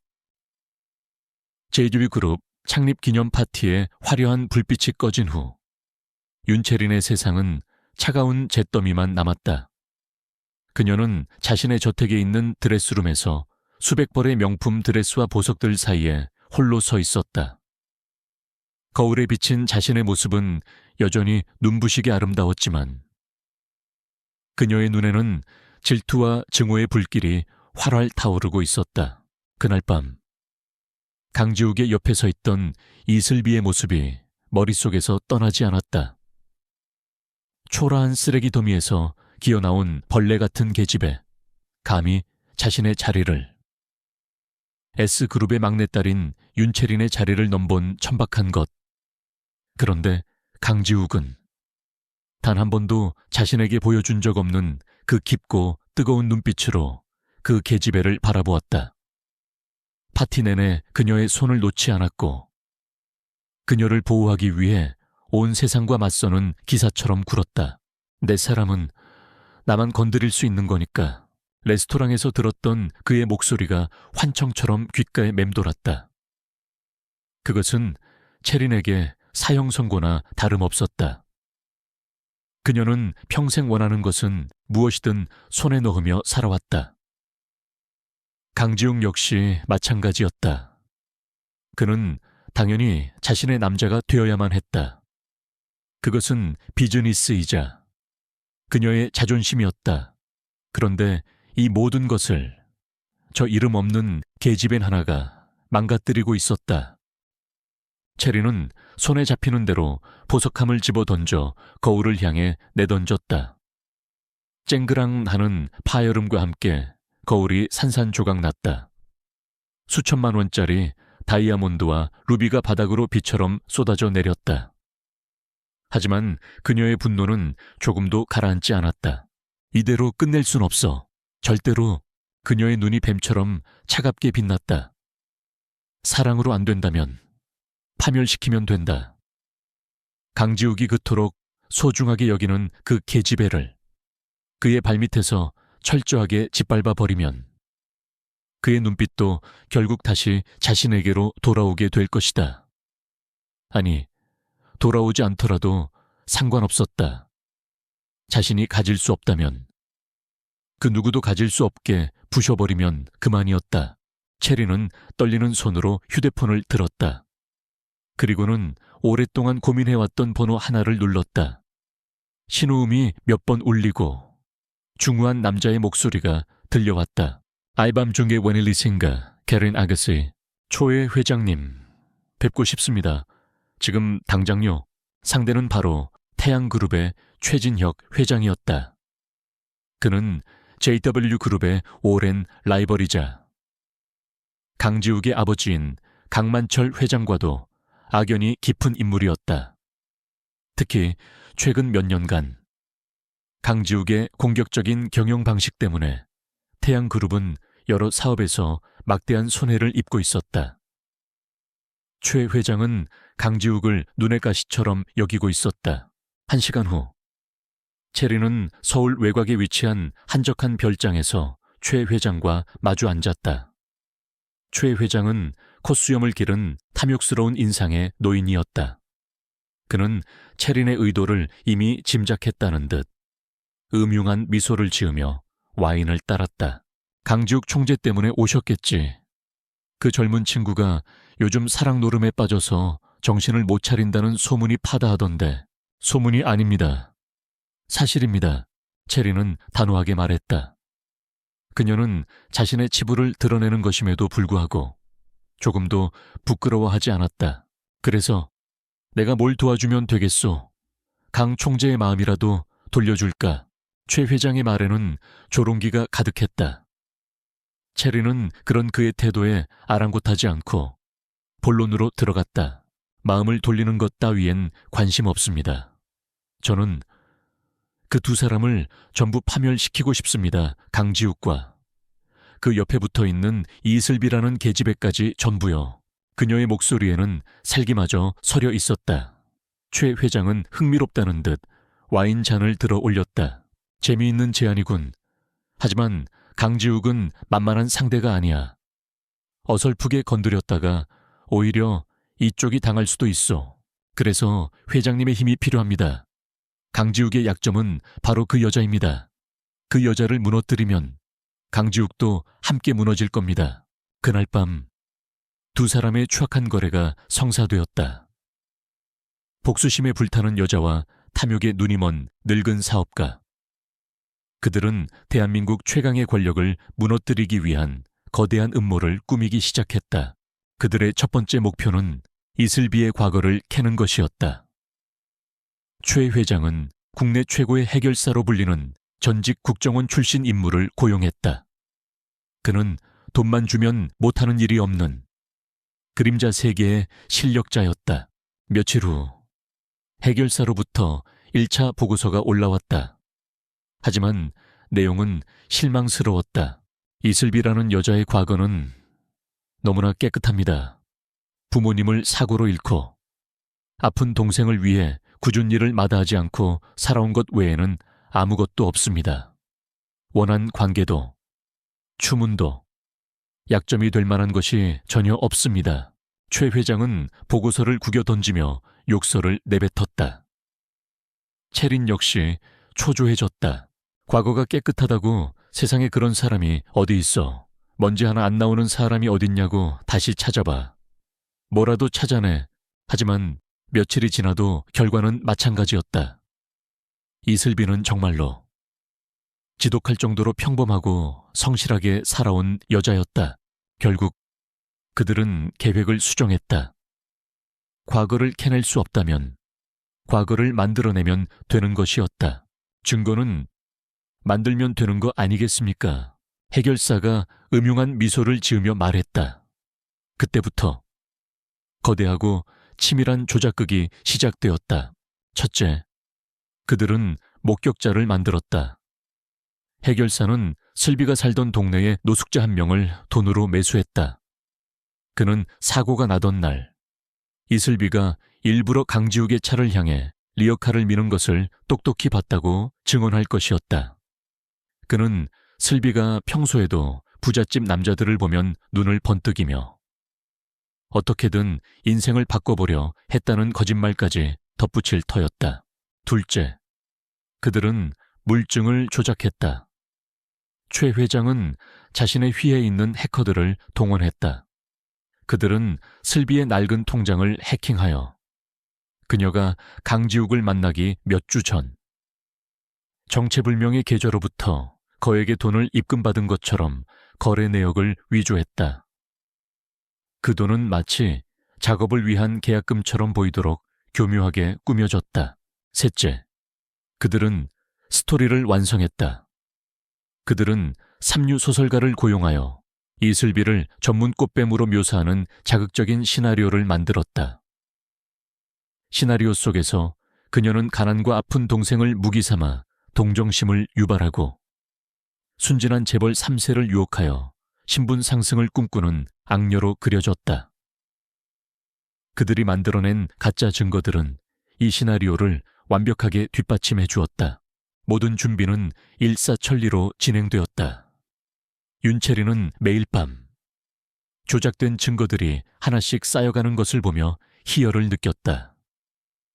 이슬비가 추락하고 강지욱이 고통스러워하는 모습을 상상하는 것만으로도 온몸에 전율이 흘렀다. 마지막으로 그들은 이 모든 것을 터뜨릴 기폭제를 준비했다. 바로 언론이었다. 최 회장은 자신이 지분을 가지고 있는 한 인터넷 언론사를 이용하기로 했다. 그곳은 돈만 주면 어떤 거짓 기사든 사실처럼 포장해주는 쓰레기 같은 곳으로 악명이 높았다. 모든 퍼즐 조각이 맞춰졌다. 이제 남은 것은 가장 결정적인 순간에 이 모든 것을 세상에 공개하는 것뿐이었다. 그들은 이슬비의 동생 하늘이의 수술 날짜를 D-Day로 잡았다. 가장 행복하고 희망에 차 있어야 할 바로 그날. 가장 잔인한 방법으로 그들을 지옥으로 떨어뜨릴 계획이었다. 음모의 그림자가 짙게 드리워지고 있었다. 아무것도 모르는 슬비와 지욱은 서로에게 조금씩 마음을 열어가며 다가올 폭풍을 전혀 감지하지 못하고 있었다. 그들의 서툰 사랑 위로 거대한 파멸의 그림자가 서서히 다가오고 있었다. 마침내 하늘이의 수술날이 밝았다. 세상의 모든 소음이 차단된 듯한 병원의 아침 공기는 희망과 불안이 뒤섞여 팽팽하게 감돌았다. 이슬비는 수술실 앞 복도에 놓인 차가운 의자에 앉아 굳게 닫힌 수술실 문만 멍하니 바라보고 있었다. 그녀의 두 손은 무릎 위에서 간절하게 깍지를 낀 채 미세하게 떨리고 있었다. 그녀의 옆에는 강지욱이 말없이 앉아 있었다. 그는 새벽부터 그녀와 함께 이곳을 지켰다. 수조 원짜리 프로젝트 결제 서류도 긴급한 해외 전화도 모두 뒤로 한 채 그는 오직 그녀의 곁을 지키는 것을 선택했다. 그는 아무 말도 하지 않았지만 그의 존재 자체만으로도 슬비에게는 큰 위안이 되었다. 그의 단단한 어깨는 마치 세상의 모든 비바람을 막아줄 것 같은 거대한 방패처럼 느껴졌다. 괜찮을 거야. 지욱이 나지막이 말했다. 그는 슬비의 떨리는 손 위로 자신의 크고 따뜻한 손을 덮었다. 독일에서 온 최고의 팀이야. 하늘이는 분명 건강해져서 나올 거야. 슬비는 고개를 끄덕였다. 눈물이 핑 돌았지만 애써 삼켰다. 지금은 울 때가 아니었다. 하늘이가 수술을 마치고 나왔을 때 웃는 얼굴로 맞아 주어야만 했다. 그녀는 지욱의 손을 마주 잡았다. 계약으로 얽힌 관계였지만 이 순간만큼은 서로의 온기에 의지하는 유일한 두 사람이었다. 수술실 위에 수술 중이라는 붉은 램프가 켜지고 기나긴 기다림의 시간이 시작되었다. 바로 그 순간이었다. 윤채린과 최 회장이 준비한 거대한 폭풍이 대한민국을 덮치기 시작했다. 시작은 최 회장이 소유한 한 인터넷 언론사의 단독 보도였다. 충격 단독. JW그룹 강지욱 총재의 연인 이슬비. 그녀는 계획적으로 접근한 전문 꽃뱀이었다. 자극적인 제목의 기사는 순식간에 모든 포털 사이트의 메인 화면을 장식했다. 기사의 내용은 너무나 구체적이고 치밀해서 사람들은 의심의 여지 없이 그 내용을 사실로 받아들였다. 기사에는 사고 당일 슬비가 일부러 강지욱의 차로 리어카를 밀었다고 주장하는 노숙자의 인터뷰 영상이 첨부되어 있었다. 영상 속에서 노숙자는 슬비가 평소에도 부잣집 남자들을 보면 인생 역전을 꿈꾼다는 말을 입에 달고 살았다고 증언했다. 뒤이어 슬비의 것으로 보이는 위조된 통장 거래 내역이 공개되었다. 그녀가 강지욱을 만나기 직전 거액의 돈을 입금받은 기록은 그녀가 누군가의 사주를 받고 움직였다는 결정적인 증거처럼 보였다. 마지막으로 소설처럼 꾸며진 그녀의 과거 행적이 폭로되었다. 그녀가 과거에도 비슷한 수법으로 여러 남자들에게 접근하여 돈을 뜯어냈다는 거짓 증언들이 줄을 이었다. 아픈 동생은 그녀에게 동정심을 유발하기 위한 가장 효과적인 무기였다고 기사는 잔인하게 덧붙였다. 세상은 경악했다. 현대판 신데렐라 스토리라고 열광했던 대중의 반응은 순식간에 싸늘한 분노와 배신감으로 뒤바뀌었다. 여론은 걷잡을 수 없이 악화되었다. 사람들은 순진한 재벌 총재를 유혹한 희대의 악녀에게 온갖 저주와 비난을 퍼부었다. 병원 복도에 설치된 TV 화면에도 속보 자막이 뜨기 시작했다. 슬비는 무심코 화면을 보았다가 자신의 얼굴과 이름이 나오는 것을 보고 온몸이 얼어붙었다. 화면 속에서는 자신의 삶이 자신이 단 한 번도 살아본 적 없는 추악한 이야기로 재구성되어 흘러나오고 있었다. 지오지스말. 그녀의 입술에서 힘없는 신음이 새어나왔다. 세상이 무너져 내리는 것 같았다. 머릿속이 하얘지고 귀에서는 윙하는 이명만이 들려왔다. 하필이면 오늘 하늘이가 수술대 위에서 사투를 벌이고 있는 바로 이 순간에 왜 지욱의 휴대폰이 미친 듯이 울리기 시작했다. 김 비서의 다급한 목소리가 귓전을 때렸다. 총재님 지금 인터넷 보고 있어. 지욱은 차갑게 대답하며 전화를 끊었다. 그의 얼굴은 분노로 굳어 있었다. 그는 단번에 이 모든 것이 누군가에 의해 치밀하게 조작된 음모라는 것을 직감했다. 증거들의 조악함, 타이밍의 악랄함, 이것은 자신과 슬비를 동시에 파멸시키기 위한 명백한 공격이었다. 그의 머릿속에 윤채린의 증오에 찬 얼굴이 스쳐 지나갔다. 슬비야, 괜찮아? 그는 슬비의 어깨를 감싸 안았다. 그녀의 몸은 사시나무처럼 떨리고 있었다. 그녀의 눈동자는 초점을 잃고 공허하게 흔들리고 있었다. 저거 내가 아니에요. 나는 그런 적 없어요. 알라, 내가 알아. 지욱은 그녀를 자신의 품으로 끌어당겼다. 하지만 그의 위로도 쏟아지는 세상의 비난 앞에서는 너무나 무력했다. 사건은 걷잡을 수 없이 커져갔다. JW그룹의 주가는 폭락이라는 단어로는 부족할 정도로 수직으로 곤두박질 쳤다. 그룹의 이미지는 회복 불가능할 정도로 실추되었다. 그때 병원 복도 저편에서 분노에 찬 발걸음 소리가 들려왔다. 강만철 회장이었다. 그는 비서 몇 명을 대동한 채 성난 황소처럼 지욱을 향해 걸어왔다. 내 이놈. 강 회장은 도착하자마자 지욱의 뺨을 거세게 후려쳤다. 짝 하는 날카로운 파열음이 복도를 울렸다. 이게 다 무슨 꼴이냐. 저딴 계집애 하나 때문에 내가 평생을 바쳐 이룩한 이 그룹을 통째로 말아먹을 셈이냐. 그의 분노 어린 구함에 주변의 모든 사람들이 숨을 죽였다. 슬비는 지욱의 품에서 빠져나와 겁에 질린 채 그 광경을 바라보았다. 아버지, 이건 음모입니다. 누군가 닥쳐라. 강 회장은 지욱의 말을 가로막았다. 그의 눈은 핏발이 서 있었다. 음모든 뭐든 상관없다. 원인은 바로 저 계집애야. 이제 선택해라. 당장 저 계집애를 버리고 그룹을 살릴 것이냐. 아니면 저 계집애와 함께 나락으로 떨어져 이 앱이 눈에 다시는 띄지 않을 것이냐. 그것은 최후 통첩이었다. 아들과 그룹. 둘 중 하나를 선택하라는 잔인한 명령. 지욱은 입술을 깨물었다. 그의 고개가 천천히 슬비에게로 향했다. 그의 눈빛은 고통과 미안함으로 가득 차 있었다. 슬비는 그 눈을 보는 순간 모든 것을 깨달았다. 자신 때문에 이 남자가 모든 것을 잃게 생겼다는 것을, 자신 때문에 아버지를 거역한 아들이 되어버렸다는 것을, 자신 때문에 그가 평생을 바쳐 지켜온 제국이 무너지고 있다는 것을. 나는 그에게 짐일 뿐이구나. 그녀의 가슴이 갈갈이 찢어지는 것 같았다. 그녀는 그를 사랑하고 있었다.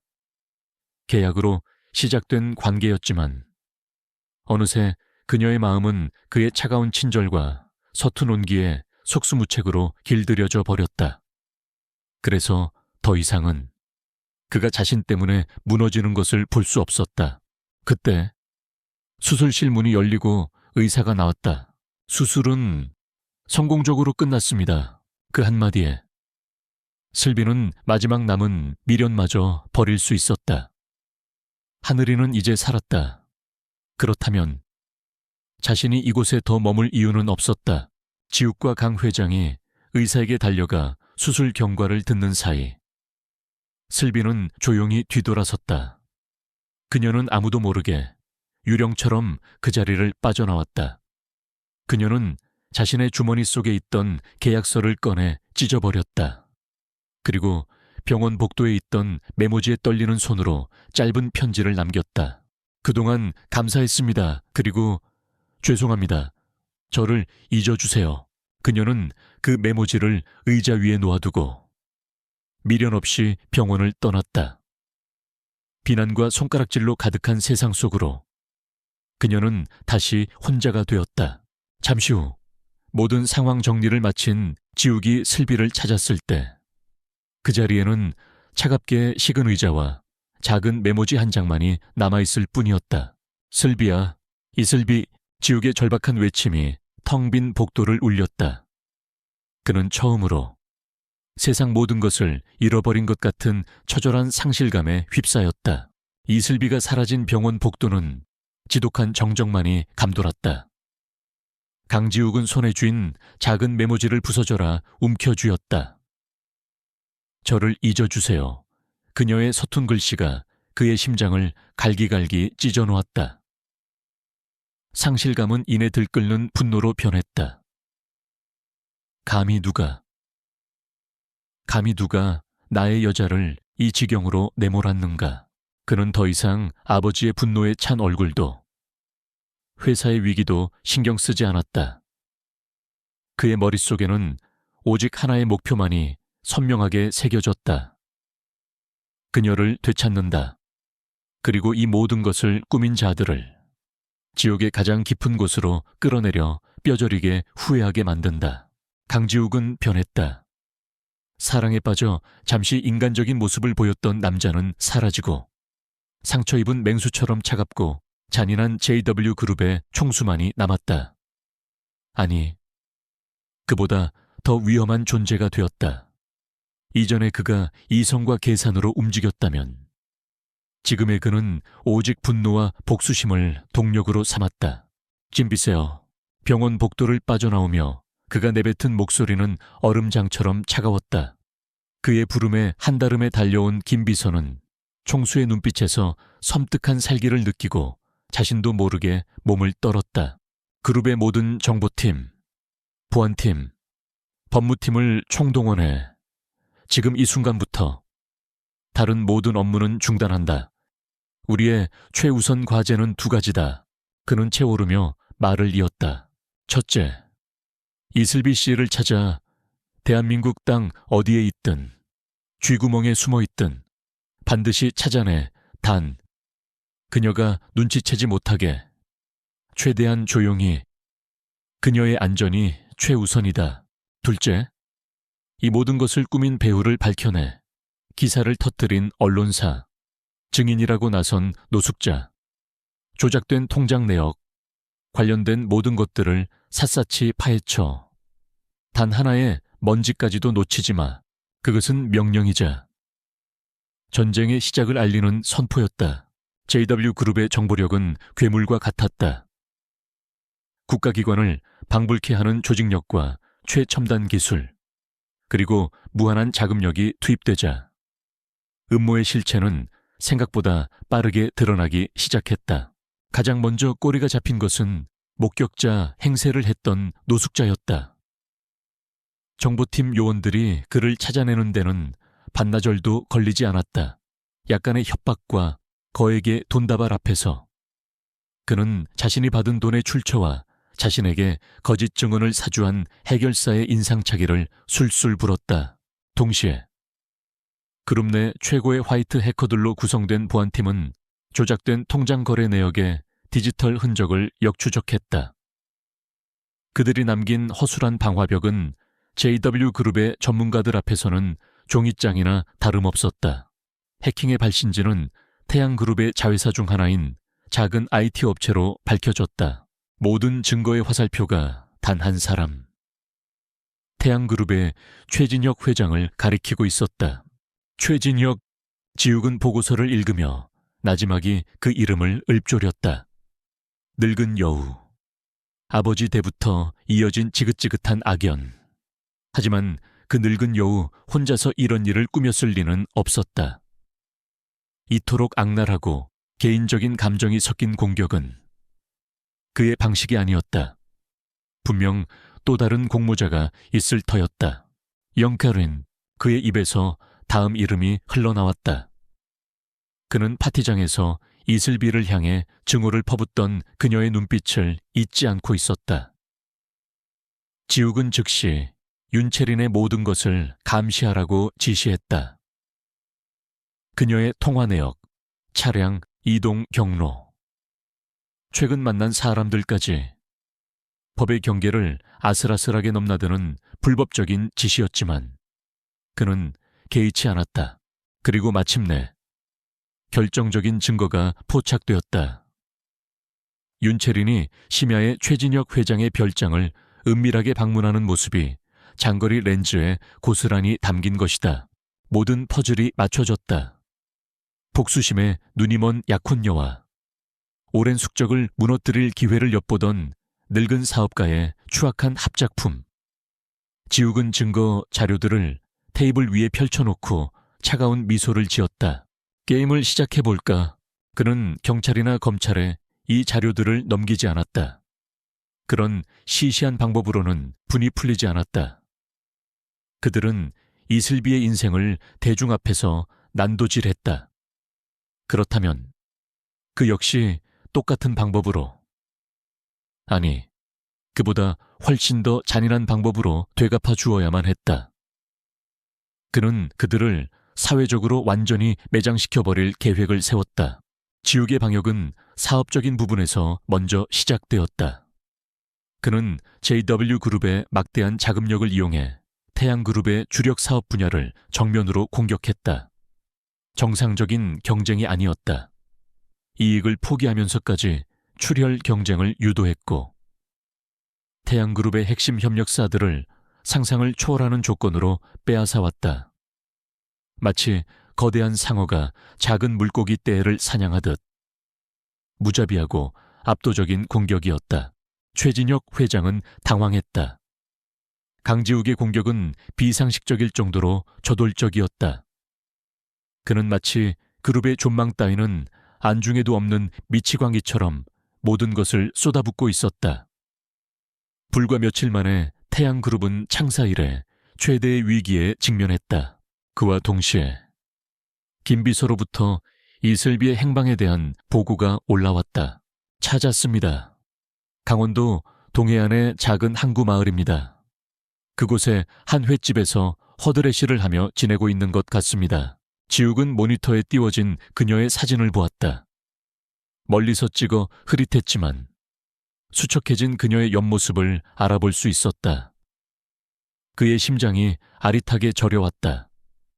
당장이라도 달려가 그녀를 품에 안고 싶었다. 하지만 그는 이를 악물고 참았다. 아직 때가 아니었다. 그녀를 더럽힌 오명을 깨끗하게 씻어내기 전까지는. 그녀 앞에 당당하게 설 수 없었다. 그녀가 다시 세상 밖으로 나왔을 때 그 어떤 손가락질도 받지 않도록 완벽한 무대를 만들어야만 했다. 모든 준비가 끝났다. 지욱은 대한민국 모든 언론사의 기자들을 대상으로 긴급 기자회견을 소집했다. 기자회견의 목적은 JW그룹 총수 스캔들에 대한 최종 입장 발표였다. 세상의 모든 이목이 다시 한번 그에게로 집중되었다. 기자회견이 열리기 1시간 전, 지욱은 김 비서를 불렀다. 내가 기자회견을 하는 동안 준비한 자료들을 세상에 풀어 단 하나의 오차도 없이 계획대로 진행해. 알겠습니다. 총재님. 그리고 지욱은 창밖을 바라보며 말했다. 그의 목소리는 이전보다 한결 부드러워져 있었다. 기자회견이 끝나면 바로 동해로 출발한다. 그녀를 데리러 가야지. 그의 눈빛 속에는 차가운 분노와 함께 사랑하는 여자를 향한 깊은 그리움이 담겨 있었다. 진실을 향한 거대한 역습의 막이 마침내 오르고 있었다. JW그룹 본사 대강당은 수백 명의 기자들로 발 디딜 틈 없이 가득 찼다. 터져 나오는 카메라 플래시, 세례는 마치 밤하늘의 별들처럼 쉴 새 없이 반짝였고, 기자들의 웅성거림은 거대한 벌떼의 날갯짓처럼 강당 전체를 울렸다. 대한민국 전체의 시선이 지금 이 순간 단상 위에 홀로 서 있는 한 남자, 강지욱에게로 향해 있었다. 그는 조금도 흔들리지 않았다. 며칠 사이 잠을 제대로 자지 못해 얼굴은 수척했지만 그의 눈빛은 그 어느 때보다 차갑고 날카롭게 빛나고 있었다. 그는 단상 위에서 자신을 향해 쏟아지는 수많은 렌즈들을 차례로 훑어보았다. 그것은 마치 사냥을 앞둔 맹수가 자신의 사냥감을 확인하는 듯한 서늘한 시선이었다. 마침내 강당 안의 모든 조명이 꺼지고 단상 위에 스포트라이트만이 그를 비췄다. 모든 소음이 거짓말처럼 멎고 숨막히는 정적이 흘렀다. 강지욱은 마이크 앞에 서서 잠시 눈을 감았다. 그의 머릿속에 동해의 작은 항구 마을에서 홀로 추위와 싸우고 있을 그녀의 얼굴이 떠올랐다. 이슬비, 이 모든 것은 그녀를 위한 것이었다. 그는 눈을 뜨고 준비된 원고 없이 입을 열었다. 그의 낮고 힘있는 목소리가 강당 전체에 울려 퍼졌다. 먼저, 최근 저와 관련된 불미스러운 일로 인해 많은 분들께 심려를 끼쳐드린 점, 자타뷰그룹의 총수로서 깊이 사과드립니다.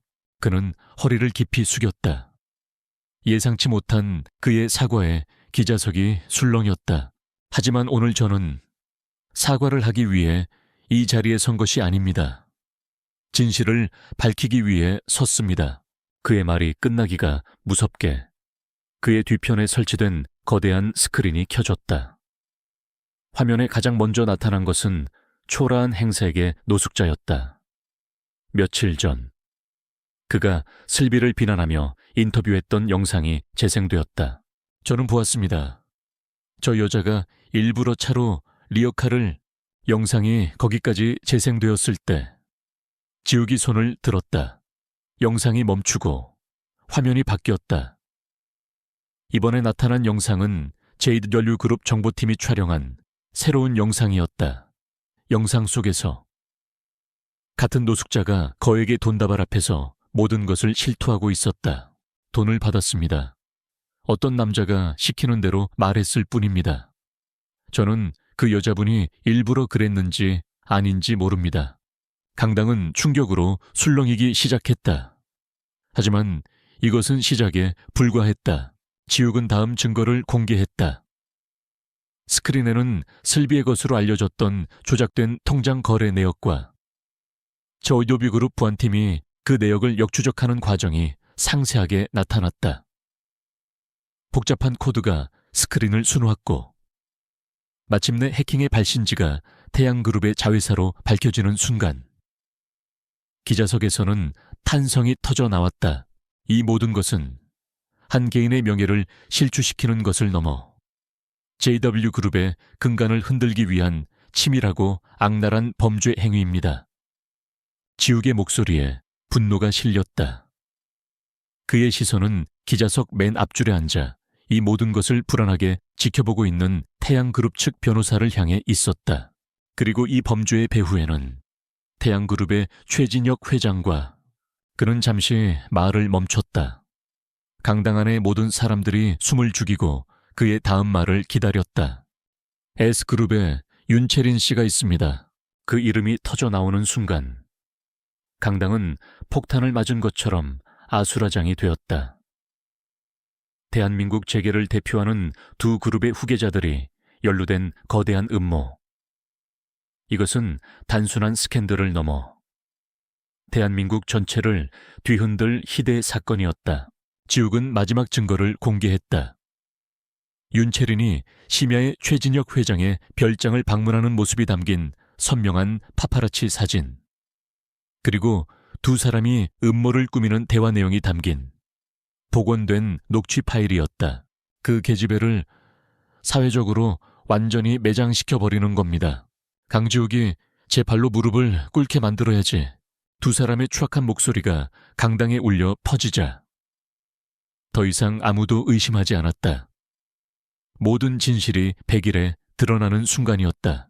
지욱은 이 모든 증거 자료들을 이미 검찰에 제출했다고 밝혔다. 그는 법의 심판을 엄중히 요구할 것이며 태양그룹과 S그룹에 대해서는 상상을 초월하는 규모의 민사소송을 제기할 것이라고 선포했다. 기자회견이 진행되는 동안 김 비서는 계획대로 움직였다. JW그룹의 이름으로 모든 증거 자료 원본이 대한민국 모든 언론사와 포털 사이트, SNS 채널에 동시에 배포되었다. 세상은 다시 한번 뒤집혔다. 분노한 여론은 순식간에 방향을 바꿔 최진혁 회장과 윤채린에게로 향했다. 그들은 순식간에 대한민국에서 가장 추악한 범죄자가 되어 있었다. 마지막으로 지욱은 모든 증거 공개를 마친 후 다시 마이크를 잡았다. 그의 목소리는 이전의 분노의 참 목소리가 아니었다. 깊고 부드럽고 그리고 애틋한 감정이 담겨 있었다. 이 모든 음모의 가장 큰 피해자인 이슬비 씨에게 이 자리를 빌려 진심으로 사과하고 싶습니다. 그는 카메라 렌즈를 정면으로 응시했다. 마치 렌즈 너머 동해의 작은 마을에 있는 그녀를 바라보는 것처럼 지켜주겠다고 약속했는데 그러지 못해서 미안합니다. 나 때문에 아프게 해서 혼자 울게 해서 정말 미안합니다. 당신이 겪었을 고통과 외로움을 감히 상상할 수도 없습니다. 그의 눈시울이 붉어졌다. 단 한 번도 대중 앞에서 감정을 드러낸 적 없던 얼음심장의 총수가 한 여자를 향한 절절한 고백을 하고 있었다. 사람들은 당신을 신데렐라라고 불렀지만 당신은 신데렐라가 아닙니다. 왕자의 도움 따위는 필요 없는 세상 그 누구보다 강하고 빛나는 사람입니다. 오히려 내가 당신이라는 빛을 만나 구원받은 사람입니다. 그는 떨리는 목소리로 마지막 말을 이었다. 이슬비 씨, 당신은 쓰레기 더미 속에서 발견된 존재가 아닙니다. 당신은 내가 평생을 찾아 헤맨 단 하나의 보석입니다. 이제 내가 당신을 찾아가겠습니다. 당신이 어디에 있든 세상 끝까지라도 쫓아가겠습니다. 그러니 제발 나를 기다려주세요. 그의 진심 어린 고백을 끝으로 기자회견은 막을 내렸다. 지욱은 쏟아지는 질문들을 뒤로 한 채 단호하게 단상을 내려왔다. 동해의 작은 횟집. 슬비는 주방 한 구석에서 묵묵히 그릇을 닦고 있었다. 식당 TV에서는 온종일 강지욱의 기자회견이 방송되고 있었다. 그녀는 애써 그 화면을 외면하려 했지만 그의 목소리 하나하나, 그의 표정 하나하나가 그녀의 심장에 파고들었다. 그의 마지막 고백이 흘러나왔을 때 결국 그녀의 손에서 그릇이 미끄러져 떨어졌다. 쨍그랑 하는 소리와 함께 그녀의 눈에서도 참았던 눈물이 폭포수처럼 쏟아져 내렸다. 식당 주인이 놀라 달려왔지만 그녀는 아무 말도 하지 못하고 그 자리에 주저앉아 오열했다. 미안함, 고마움, 안도감, 그리고 그를 향한 그리움이 뒤섞여 걷잡을 수 없이 터져 나왔다. 그날 저녁 슬비는 짐을 쌌다. 더 이상 도망치지 않기로 했다. 그를 만나러 가야겠다고, 서울로 돌아가야겠다고 결심했다. 그녀가 작은 가방 하나를 들고 횟집 문을 나섰을 때였다. 차가운 바닷바람이 그녀의 얼굴을 스쳤다. 그리고 저 멀리 어두운 해안 도로를 달려오는 익숙한 검은색 세단 한 대가 보였다. 차는 점점 가까워졌고 마침내 그녀의 바로 앞에 멈춰 섰다. 헤드라이트 불빛에 눈이 부셔 그녀는 손으로 얼굴을 가렸다. 운전석 문이 열리고 그토록 그리워했던 남자가 내렸다. 강지욱이었다. 그는 수백 킬로미터를 단숨에 달려온 듯 머리는 헝클어지고 얼굴은 지쳐 보였다. 하지만 그녀를 향한 그의 눈빛만은 세상 그 무엇보다 따뜻하고 다정했다. 두 사람은 아무 말 없이 서로를 바라보았다. 세상의 모든 시간이 멈춘 듯 했다. 수많은 오해와 아픔을 넘어 마침내 그들은 다시 마주섰다. 지욱이 먼저 그녀를 향해 천천히 걸어왔다. 그는 그녀의 앞에 서서 조심스럽게 그녀의 뺨을 감쌌다. 그의 손은 차가웠지만 그 손길은 더없이 부드러웠다. 자야스다, 이슬비. 그의 목소리가 가늘게 떨리고 있었다. 슬비의 눈에서 또다시 눈물이 흘러내렸다. 하지만 이번에는 슬픔의 눈물이 아니었다. 바보, 왜 여기까지 왔어요? 네가 기다려달라고 했잖아. 지욱은 그녀를 자신의 품으로 와락 끌어안았다. 슬비는 그의 넓고 단단한 가슴에 얼굴을 묻고 그의 허리를 힘껏 껴안았다. 서로의 심장 박동이, 서로의 온기가 고스란히 전해져 왔다. 차가운 바닷바람 속에서 두 사람은 오랫동안 그렇게 서로를 안고 있었다. 더 이상 세상의 편견도, 아픈 과거도 중요하지 않았다. 쓰레기를 줍던 소녀와 얼음 심장의 총재, 어울리지 않을 것 같던 두 세상은 마침내 진정한 사랑의 이름으로 하나가 되었다. 그들의 머리 위로 밤하늘의 별들이 축복처럼 쏟아져 내리고 있었다.